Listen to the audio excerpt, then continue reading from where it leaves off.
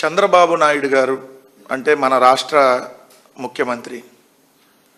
మన రాష్ట్ర ముఖ్యమంత్రికి ఒక వ్యాపార సంస్థ ఉంది అఫీషియల్గా. అన్అఫీషియల్గా చాలా వ్యాపార సంస్థలు ఉన్నాయి అనుకోండి, అట్లోకి మనం వెళ్తే చాలా పెద్ద సబ్జెక్టు. అఫీషియల్గా ఆయన వ్యాపార సంస్థ ఏంటి అని అంటే హెరిటేజ్ ఫుడ్స్. ఇది అందరికీ తెలుసు. ఇప్పుడు ఎందుకు మనం ఈ ప్రెస్ మీట్ పెట్టాల్సి వస్తుంది, హెరిటేజ్ గురించి మరొకసారి మనం డిస్కస్ చేయాల్సి వస్తుంది అని అంటే, హెరిటేజ్ ఫుడ్స్ లీలలు రోజు రోజుకి ఒక్కొక్కటికి బయటపడతా ఉన్నప్పుడు ఖచ్చితంగా మనం మరి మాట్లాడాలి కదా. ఎందుకంటే గురువింద కిందకి తన నలుపు తెలియదు అన్నట్టు మరి మన ముఖ్యమంత్రి చంద్రబాబు నాయుడు గారు చెప్పేటటువంటి మాటలకి వాళ్ళ వ్యాపార సంస్థ చేసేటటువంటి లీలలకి ఒక్కదానికన్నా పొంతన ఉండదు కదా. ఎందుకు ఆ మాట అంటున్నా అంటే, ఇదిగోండి నోటీస్ చూడండి. హెరిటేజ్ ఫుడ్స్కు సంబంధించి కేంద్ర ఆహార భద్రతా సంస్థ అంటే FSSAI అంటే food safety and standards authority of India Heritage ఫుడ్స్కు సంబంధించినటువంటి లీలల్ని బయట పెడుతూ దానికి నోటీసులు ఇచ్చినటువంటిది. ఇది రీసెంట్ నోటీస్. ఏంటి నోటీస్ అంటే, హెరిటేజ్ ఫుడ్స్కు సంబంధించి వాళ్ళు హెరిటేజ్ పన్నీర్ అనేది తయారు చేస్తూ ఉన్నారు. ఆ పన్నీరుపై ఏదైతే ఆరోగ్య భద్రతా నియమాలని ఉల్లంఘించి వీళ్ళందరికీ వీళ్ళే హెల్తీ అని, వీళ్ళే ఫ్రెష్ అని దాని మీద ముద్రలు వేసుకుంటూ ప్రజల్ని తప్పుదోవ పట్టిస్తుంది. ఇది food safety and standards act నిబంధనల్ని పూర్తిగా తొంగలోకి తొక్కటమే అని చెప్పి హెరిటేజ్ యాజమాన్యానికి ఇచ్చినటువంటి నోటీసులు. ఇది ఇచ్చింది ఎవరు? కేంద్ర ప్రభుత్వానికి సంబంధించిన కేంద్ర ఆహార భద్రతా సంస్థ. మనం ఎక్కడున్నాం? ఇక్కడ కింద వాళ్ళే అధికారంలో ఉన్నారు, ఎన్డీఏ పైన వాళ్ళే అధికారంలో ఉన్నారు. అయినా నియమాలు పాటించట్లేదని ఇచ్చారు అని అంటే, ఏదైతే ఇక్కడ స్టాండర్డ్స్ అంతా ఉల్లంఘిస్తూ ప్రజలను తప్పుదోవ పట్టిస్తున్నారని ఇచ్చారు అని అంటే, ఇంకా ఎంత దారుణాలు అక్కడ జరుగుతూ ఉన్నాయో అవి కూడా బయటికి రావాలి. హెల్దీ అని వాడుతూ ప్రజలని బురిడీ కొట్టిస్తున్నారు, దీని మీద చర్యలు తీసుకుంటామని చెప్పి డైరెక్ట్గా ఇచ్చినటువంటిది. ఇది ఒక్కటే కాదు, ఇది ఈరోజు వచ్చినటువంటిది. ఇది కాకుండా మొన్న కొన్ని రోజుల క్రితం చంద్రబాబు నాయుడు గారికి సంబంధించినటువంటి సంస్థ పెరుగు అంటే హెరిటేజ్ పెరుగు నాసి రకం. ఇప్పుడు దీని తర్వాత మనకు నోటీసులు వచ్చే అవకాశం కూడా ఉంది. అయినా పర్లేదు, ప్రజల ఆరోగ్యం ముఖ్యం కాబట్టి ఖచ్చితంగా తెలియాలి కాబట్టి. ఇది వైఎస్ఆర్ కాంగ్రెస్ పార్టీ చెప్పట్ల నాసి రకం అని కేంద్ర ఆహార భద్రతా సంస్థ చెప్తుంది. ఎవరు? FSSAI. చంద్రబాబు నాయుడు గారి హెరిటేజ్ పెరుగు నాసి రకం అని వాళ్ళొక్కలే చెప్పటమే కాదు, హెరిటేజ్ సంస్థ ఒప్పుకుంది. ఇదిగోండి హెరిటేజ్ సంస్థ ఒప్పుకున్నట్టు తమ పెరుగులో నాణ్యత లేదంటూ ఏదైతే FSSAI జరిమానా విధించిందని స్వయంగా అంగీకరించినటువంటి హెరిటేజ్ సంస్థ, దానికి సంబంధించినటువంటిది మీకు ఇక్కడ క్లియర్గా కనపడుతుంది. తాము ₹1,00,000 జరిమానా కట్టినట్టు స్టాక్ మార్కెట్కు తెలిపిన హెరిటేజ్ యాజమాన్యం.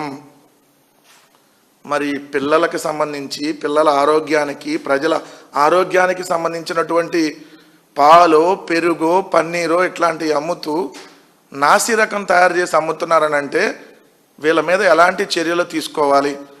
ఒక బాధ్యత కలిగినటువంటి పదవిలో ఉండి ముఖ్యమంత్రిగా తన వ్యాపార సంస్థని నడుపుతూ ఇలా నిబంధనలు ఉల్లంఘించటము, లేదంటే నాసి రకం వాడటం, ఇది ఒక్క ఆంధ్రప్రదేశ్కు తెలంగాణకు సంబంధించింది కాదు.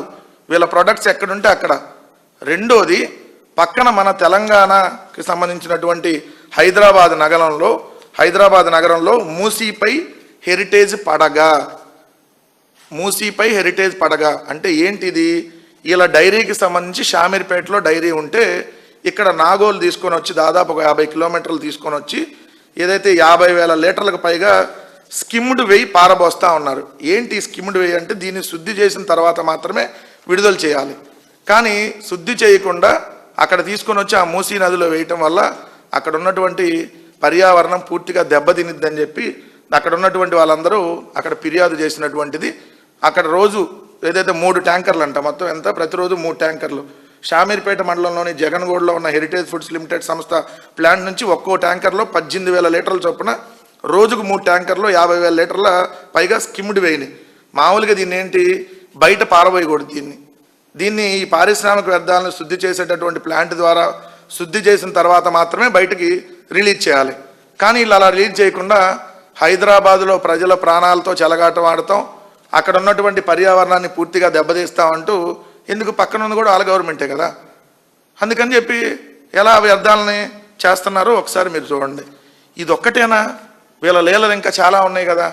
ఈ లీలలు ఎట్లాంటి లీలలో వేరే రాష్ట్రాల్లో వీళ్ళని బ్యాన్ చేసినటువంటి పరిస్థితిని కూడా మనం దానికి సంబంధించి చూసాం.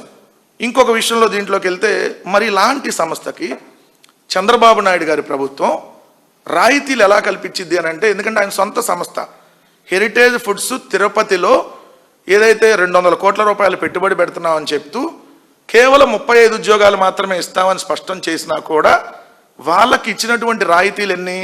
5 ఏళ్ల పాటు యూనిట్ విద్యుత్తుకు రూపాయి చొప్పున 0.98 కోట్లు రాయితీ.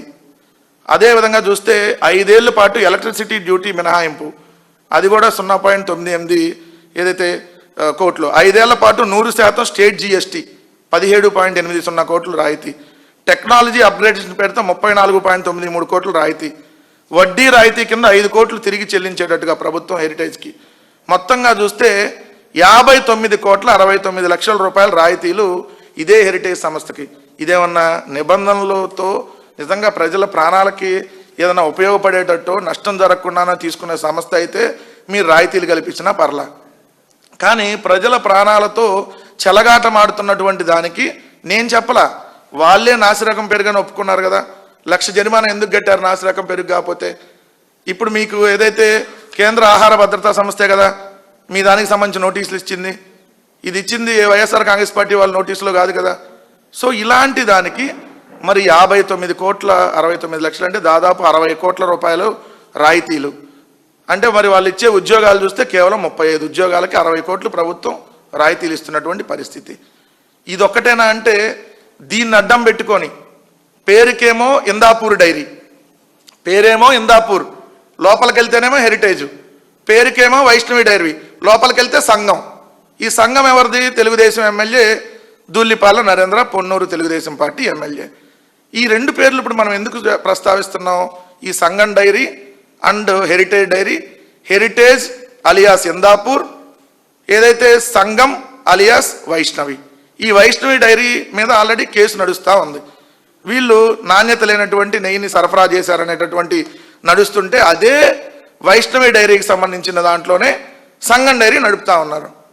సో ఈ సంఘం డైరీ అండ్ ఈ ఇందాపూర్ డైరీ ఇప్పుడు తిరుమలకు సప్లై చేస్తుంది అఫీషియల్గా ఏదైతే నెయ్యిని అత్యధిక రేటుకి. అది కూడా ఎంతకి? ఇందాపూర్ డైరీ మార్కెట్లో ఇందాపూర్ డైరీ రేటు కంటే 109 రూపాయలు ఎక్కువ. అంటే మార్కెట్లోనేమో ఇందాపూర్ డైరీ ఆన్లైన్లో చూస్తే 529 రూపాయలు ఉంటుంది, కానీ తిరుమల తిరుపతి దేవస్థానానికి మాత్రం 638 రూపాయలకు సరఫరా చేస్తున్నారు. ఎవరిది ఇందాపూరు? ఇందాపూర్ ప్లాంట్ అక్కడ, హెరిటేజ్ అక్కడ తయారైద్ది.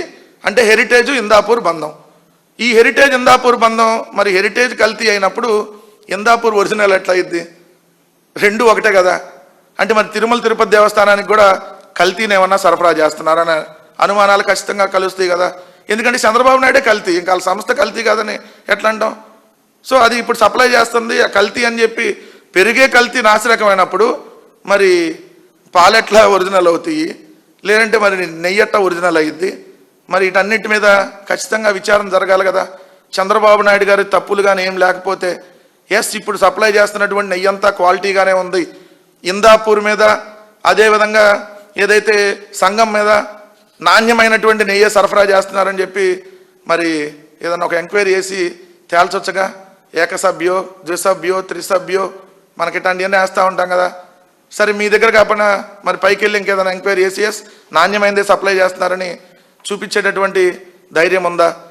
ఎందుకంటే ఇది ప్రజల ప్రాణాలకు సంబంధించినటువంటి అంశం.